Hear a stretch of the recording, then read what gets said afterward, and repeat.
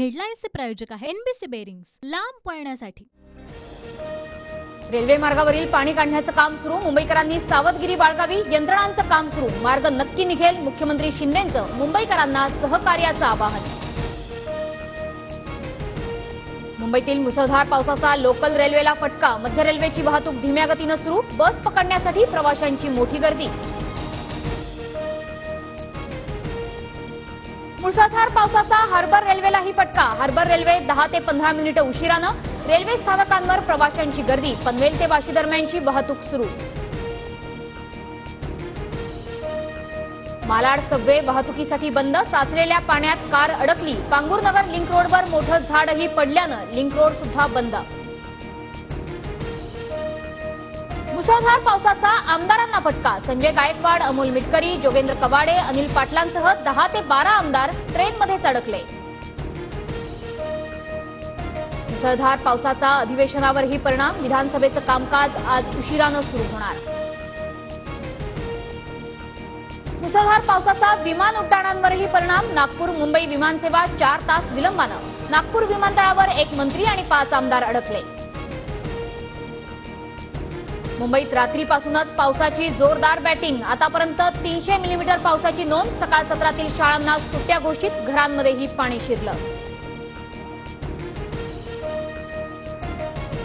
रायगडमध्ये मुसळधार पाऊस, अनेक नद्या तुडुंब, किल्ले रायगडावरील महादरवाजातून पाण्याचं रौद्र रूप।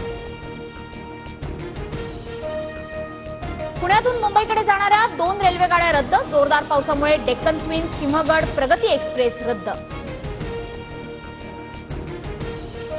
गोरेगावमध्ये रात्रीपासूनच मुसळधार पाऊस, गोरेगाव वेस्टर्न एक्सप्रेस हायवेवरील रस्त्यावर पाणी तुंबलं, अनेक वाहनं पाण्याखाली। रत्नागिरीतील राजापूर तालुक्याला मुसळधार पावसानं झोडपलं, अर्जुना आणि वसिष्ठी नदीच्या पाणी पातळीत वाढ, पुरातील 56 जणांचं बोटीच्या सहाय्याने रेस्क्यू ऑपरेशन। रत्नागिरीतील अर्जुना आणि गोदावरी नदीच्या पुरामुळे व्यापाऱ्यांचं मोठं नुकसान, पूर ओसरल्यानंतर व्यापाऱ्यांकडून दुकानातला चिखल काढण्यासाठी प्रयत्न। शिवसेना ठाकरे गटाचे उपनेते शरद कोळी यांना गोळ्या घालून जीवे मारण्याची धमकी, सोलापुरातील वाळू माफिया अण्णाराव उर्फ पिंटू पाटील विरोधात तक्रार दाखल।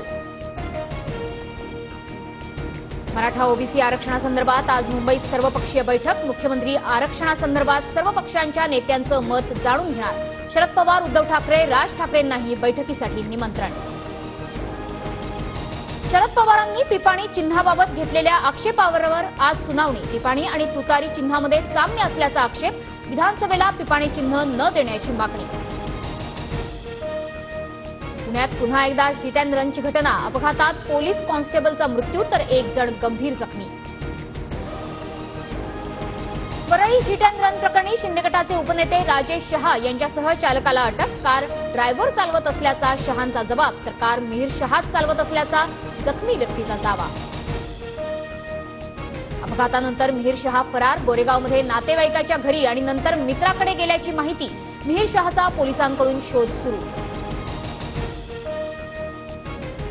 संत तुकाराम महाराजांच्या पालखीचं आज पहिलं गोल रिंगण, बेलवाडी गावच्या मैदानावर सोहळा।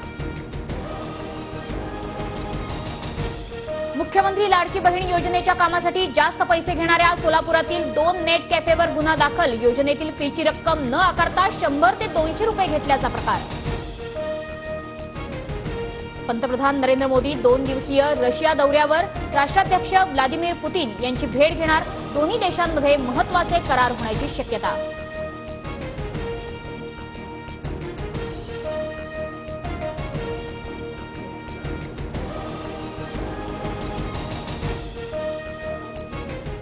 हेडलाईन्सचे प्रायोजक आहे एनबीसी बेरिंग्स, लांब पळण्यासाठी।